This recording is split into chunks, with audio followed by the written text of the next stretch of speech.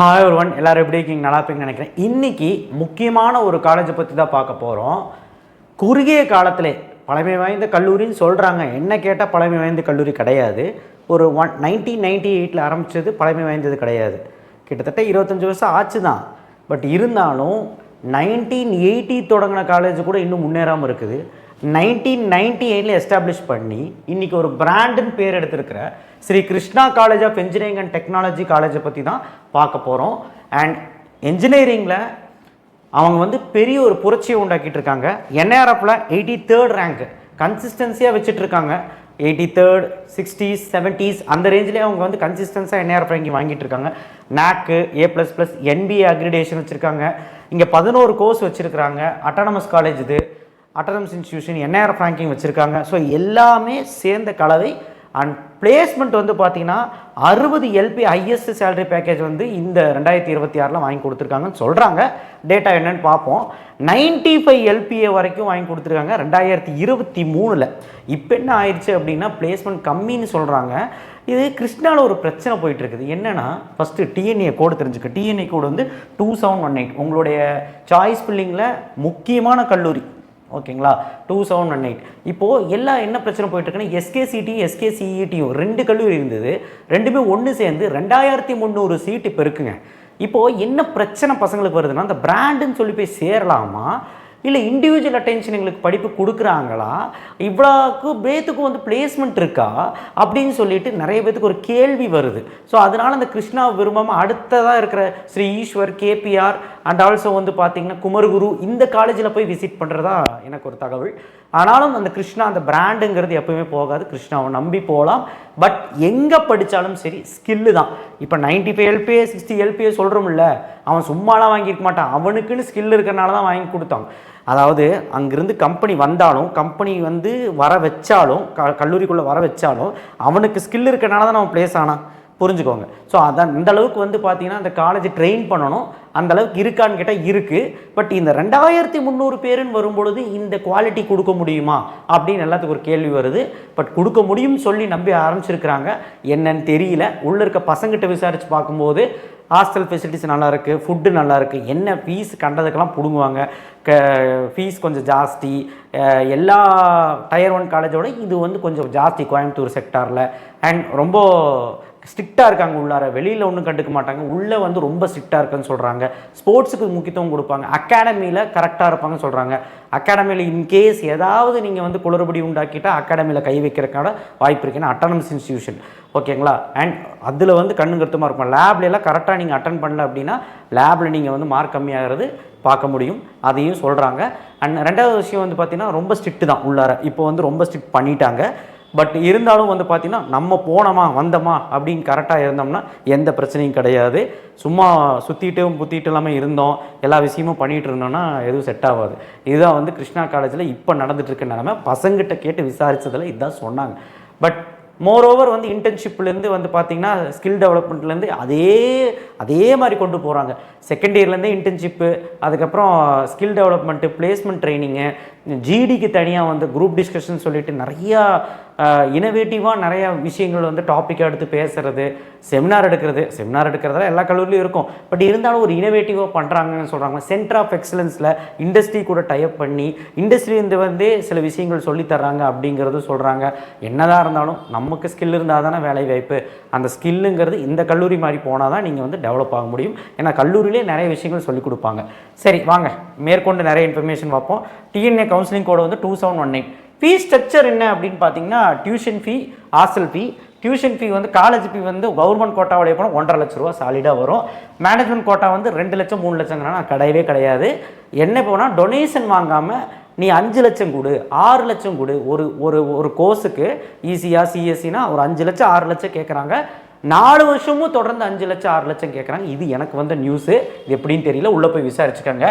ஏன்னா டொனேஷன் இல்லாமல் ஒரு வருஷத்துக்கு 5 லட்சம் 20 லட்சம் ஆச்சுன்னு பார்த்துக்கோங்க. இது கேட்குறாங்க. சிஎஸ்சிக்கு வேறு மாதிரி ஒரு அமௌண்ட்டுன்னு நான் கேள்விப்பட்டேன். என்னன்னு தெரியல, போய் பார்த்துக்கோங்க. அண்ட் ஹாஸ்டல் ஃபீஸ் பார்த்தீங்கன்னா நான் ஏசி 1.5 லட்சத்துலேருந்து 2 லட்சம் வரைக்கும்லாம் போகுது. ஏசி 2 லட்சத்துலேருந்து 2.5 லட்சம் வரைக்கும் போகுது. கொஞ்சம் காஸ்ட்லி தான். ஸோ ஹாஸ்டல் ஃபீ இங்கே அமௌண்ட் ஜாஸ்தி. Tier 1 படிக்கணும்னு சொல்கிறீங்க. Tier 1 குவாலிட்டி கொடுத்தாலும் ஃபீஸ் ஜாஸ்தியாக தான் இருக்கும். டோட்டல் சீட்டு பார்த்தீங்கன்னா ஜென்ரல் சீட்டு, ஜென்ரல் கோட்டா, அதாவது ஜென்ரல் கோட்டாங்கிற மாதிரி கவர்மெண்ட் கோட்டாவில் ஜென்ரலில் வந்து 2164 சீட் இருக்குது. 7 ரிசர்வேஷனில் 175 சீட் இருக்குது. டோட்டலாக வந்து பார்த்தீங்கன்னா 2339 சீட் இருக்குது. கவர்மெண்ட் கோட்டா மேனேஜ்மெண்ட் கோட்டா வழியாகவும் போய்க்கலாம். மேனேஜ்மெண்ட் கோட்டாவில் அவங்க பார்க்குறது ஒன்று தான், காசு இருக்கான்னு தான் பார்க்குறாங்க.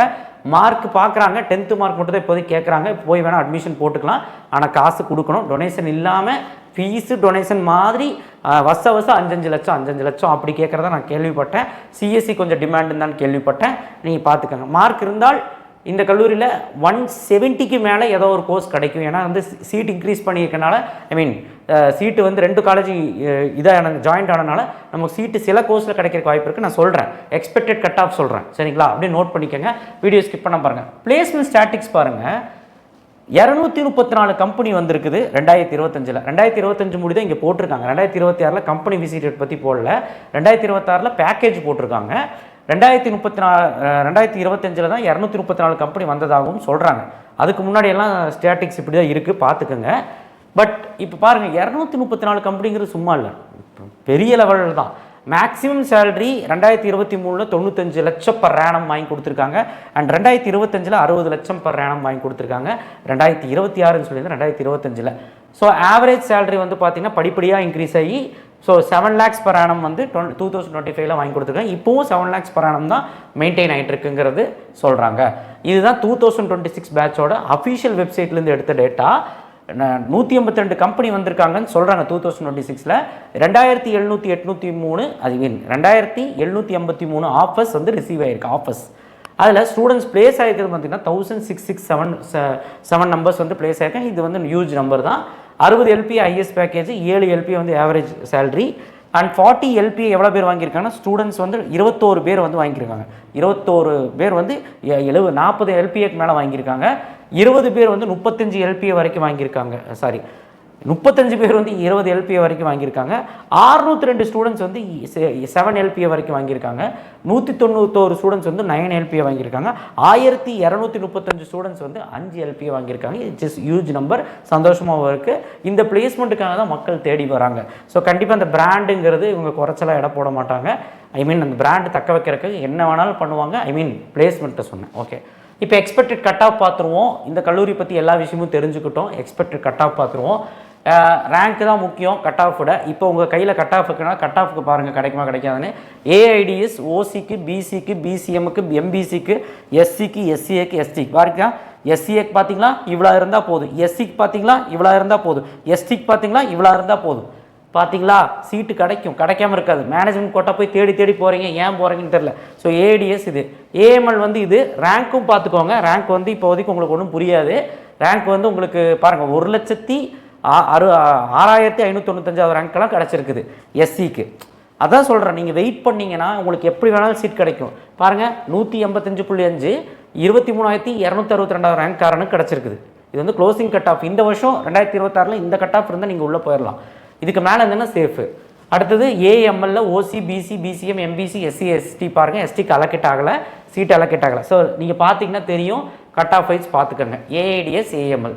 அடுத்து வந்து பார்த்தீங்கன்னா சிவில், சிஎஸ்பிஎஸ் பாருங்களேன். வெறும் 145.5 இருந்தால் எஸ்சிக்கு போயிடலாம், எஸ்சிக்கு வந்து போயிடலாம். எம்பிசிக்கு 181.5. ஸோ உங்களுக்கு இந்த கல்லூரியில் உங்களுக்கு கிடைக்கும். 180க்கு மேலே இருந்தால் கிடைக்கும். எஸ்சிக்கு சும்மா 150க்கு மேலே இருந்தாலே கிடைக்கும். சிவில் பாருங்கள், சிவிலில் ரேங்க் வந்து பார்த்தீங்கன்னா உங்களுக்கு தெரியுது. வெறும் 176.5 இருந்தாலே ஓசிக்கு கிடச்சிது. அப்போ பிசி, பிசிஎம்க்கு கிடச்சிரும். எஸ்சிக்கு வந்து 145, எஸ்சிக்கு 133 இருந்தால் கிடைக்கிது. ஸோ கண்டிப்பாக நீங்கள் வந்து சிவில் வந்து இதில் தாராளமாக படிக்கலாம். ஸ்கோப் இருக்குது. இந்த கல்லூரியில் சிவில் படித்தா ஸ்கோப் இருக்குது. அடுத்தது சிஎஸ்சியில் ஐஓடி, இன்டர்நெட் ஆஃப் திங்ஸ்னு வச்சுருக்காங்க. ஸோ இதில் வந்து பார்த்திங்கன்னா உங்களோட கட் ஆஃப் பார்த்துக்கோங்க. ஸோ எஸ்சி, எஸ்சி, எஸ்டிக்கு ஏன் இவ்வளோ மினிமம் ஆகுதுன்னா 2000 சீட் இல்லையா, அதெல்லாம் கட் ஆஃப் டிக்ரீஸ் ஆகுது, புரிஞ்சுக்கோங்க. ஸோ பார்த்துக்கோங்க, இந்த கல்லூரியில் போகிறதுக்கு இதுதான் கட் ஆஃப். இதெல்லாம் பார்க்கும்போது பயப்படுறாங்க மக்கள், அந்த பிராண்டுங்கிறது. எம்டெக்கில் 5 வருஷம் கோர்ஸு, அதுவுமே வந்து பார்த்திங்கன்னா எஸ்சி, எஸ்சி, எஸ்டிக்காரங்க 5 வருஷம் கோர்ஸுங்கிறது இன்டெகிரேட்டட் கோர்ஸ் மாதிரி. ஸோ இந்த இது வந்து விரும்பி படிப்பாங்க சில பேர் 5 வருஷமா அப்படின்னு சொல்லி படிக்க மாட்டாங்க. படிக்கணும்னா படிச்சுக்கலாம். ஸோ கட் ஆஃப் ரொம்ப கம்மி தான், நீங்கள் எடுத்துக்கலாம். எஸ்சி, எஸ்சி, எஸ்டியெல்லாம் நீங்கள் வந்து தாராளமாக கவுன்சிலிங் வெயிட் பண்ணலாம். சிஎஸ்சி, இசிஇ, சிஎஸ்சிக்கு வந்து டிமாண்டு தான். சிஎஸ்சிக்கே எஸ்சிக்கு இவ்வளோ போதும், எஸ்சிஏக்கு இவ்வளோ போதும், எஸ்டிக்கு இவ்வளோ போதும். சிஎஸ்சிக்கு பார்த்துக்கோங்க. MBC, PC, ஓசிக்கெல்லாம். இசிஇக்கு பார்த்துக்கோங்க. ஒரு ஸ்க்ரீன்ஷாட் எடுத்து வச்சுக்கோங்க. ஓகேவா? ஓகே. ஈசிக்கும் டிமாண்டு கம்மி தான், பரவாயில்ல. 190.5. ட்ரிபிள்இ வந்து பார்த்திங்கன்னா உங்களுக்கு கம்மியாக தான் இருக்குது கட் ஆஃப். அதான் சொன்னால ஒரு 180க்கு மேலே நீங்கள் வச்சுருந்தீங்க அப்படின்னா கண்டிப்பாக இந்த குழு போயிடலாம். எஸ்சி எல்லாம் 150க்கு மேலே வச்சுருந்தாலே போயிடலாம். ஐடி அப்படிங்கிறத இன்ஃபர்மேஷன் டெக்னாலஜி பாருங்கள், உங்கள் கட் ஆஃபு ரேங்க்கு சரிங்களா, பார்த்துக்கோங்க. நீங்கள் ஸ்க்ரீன்ஷாட் எடுத்து வைக்கிறது நல்லது. அடுத்து மெக்கானிக்கலுக்கெலாம் வந்து பார்த்திங்கன்னா ஓசிக்கே 179 போதும். பிசிக்கு வந்து இது, பிசிஎம்க்கு இது, எம்பிசிக்கு இது, எஸ்சி எல்லாம் பாருங்கள் இவ்வளோ இருந்தாலே போதும். மெக்கட்ரானிக்ஸ் வந்து இதுதான், பார்த்துக்கோங்க. மெக்கட்ரானிக்ஸுக்குமே ரொம்ப காம்படிஷன்லாம் கிடையாது. இது எடுத்து படிக்கலாம். மெக்கானிக்கல் எடுத்து இந்த கல்லூரியில் படித்தா கூட நமக்கு வந்து வேலை வாய்ப்புகள் ஐடியில் கிடைக்காமலாம் போகாது. ஏன்னா கோடிங் நாலேஜ் வந்து பார்த்திங்கன்னா ரைட் ஃப்ரம் ஃபஸ்ட் இயர்லேருந்தே அவங்க வந்து சொல்லிக் கொடுக்குறாங்க. புரிஞ்சுதுங்களா? அடுத்தது மெக்கானிக்கல் முடிஞ்சு சைபர் செக்யூரிட்டி வந்து பார்த்திங்கன்னா ஓசிக்கு இவ்வளோ, பிசிக்கு இவ்வளோ, பிசிஎம்க்கு இவ்வளோ, எம்பிசிக்கு இவ்வளோ, இதுலேயுமே எஸ்சி கம்மி தான். ஸோ நீங்கள் பார்த்த கோர்ஸுக்கு எல்லாமே கட் ஆஃப்லாம் பார்த்தீங்க. ஸோ மோரோவர் வந்து பார்த்திங்கன்னா உங்களுக்கு புரிஞ்சிருக்கும் இப்போ எப்படின்னு இந்த கல்லூரியில் உள்ளே போகிறது எப்படி, என்ன கட் ஆஃப் இருந்தால் உள்ளே போகலான்னு புரிஞ்சிருக்கும்.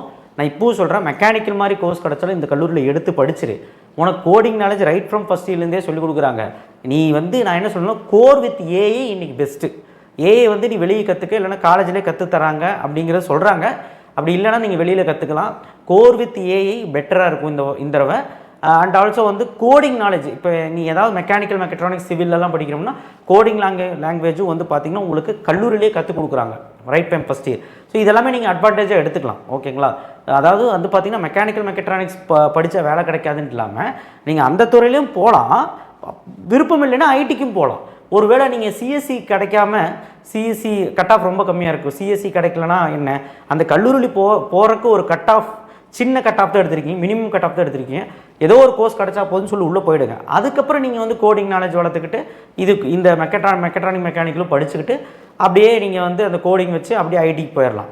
ஏன்னா பிளேஸ்மெண்ட் தான் உங்களுக்கு 200க்கு மேலே கம்பெனி வர்றாங்கல்ல, அப்படிங்கும்போது என்னது. ஸோ அதனால தான் இந்த மாதிரி கல்லூரி ப்ரிஃபர் பண்ணுறாங்க. நெக்ஸ்ட் வீடியோவில் சந்திப்போம், நிறைய விஷயங்கள் பேசுவோம். அண்ட் டிஎன்இயை பற்றி நிறைய விஷயங்கள் வரும், அண்ட் எல்லா கவுன்சிலிங் பற்றி நிறைய விஷயம் வரும். சேனலை சப்ஸ்கிரைப் பண்ணுங்கள், லைக் பண்ணுங்கள். நிறைய பேர் லைக் பண்ணாமல் பார்க்குறது வருத்தமாக இருக்குது. சப்ஸ்கிரைப் பண்ணுங்கள். தேங்க்யூ.